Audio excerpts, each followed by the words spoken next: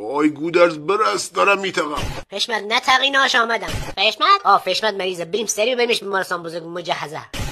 آقای دکتر رضازاده اونجا وایساده. اونجا رد مسلم. سلام به مجهزترین بیمارستان غرب خوش آمدید. کدام مدان مریضی؟ واقعا معلوم نیست کدام مریضی. حشمت فش بند کرده. مریض شمایی؟ سابقه چیزی که نداری؟ باید دکتری پخش بکنی پرش وارده میکنه که این مرد سابقه است. نه سابقه بیماری. نه دکتر دلم درد میکنه الان وقت بتقم انقدر باد کردم. بارداره؟ آقا مجرد آی دکتر. مجرد چیه پسر رحمت بابا؟ آی دکتر پسر چی میگی؟ الان معلوم میشه. ما حرفمون از این گوشا پره. همه میان اینجا میگن حامله نیستیم، آخرش ها تکان نمیخوره کسی از اینجا تا معلوم بشه کار کیه. حشمت پند داد. خانم پرستار بیا مال اینو بگیر ببر آزمایشگاه. آی دکتر درد مورد به مال من نده آزمایش، به خدای فقط درش درد میکنه. بابا خون مریض میگم، حواستون باشه مریض نباید بره رادیولوژی، بارداره. کره آی دکتر گودرز ها نرو، اگه بری میشم یه مادر مجرد. خفه کره جرپن عراجی. حشمت دگر باش. اگر باشم حامله نمیشه. این فقط گوزو شرط میبندم سر کی و کی، این همش خفه شو. تو دکتری یا متخصص اون جانس و بارم شیشه است، با هم درست برخورد کن. نه خیلی کره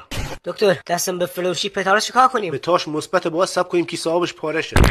وای حمله کردن. گودرز حشمت آوردش، جامد نبود، گاز آخه بود. تو دکتری گوزه بچه تشخیص نمیدی؟ کجا درس خواندی؟ بابا مگه میشه به تاش بریشه مثبت بود؟ آزمایشگاه پند داده. وای به تا مال اون خانم حامله بود اسمش حشمتی، شرمنده به خدا من 2 تا شیفت دارم. مرد حسابی کیبوردم 2 تا شیفت داره ولی به گوز نمیگه حامله. آی گودرز راحت شدم، دینت به گردنم 20 متر مکعب گوزیدم. و اون نورت هیچت مثل بشر نیست بنامی.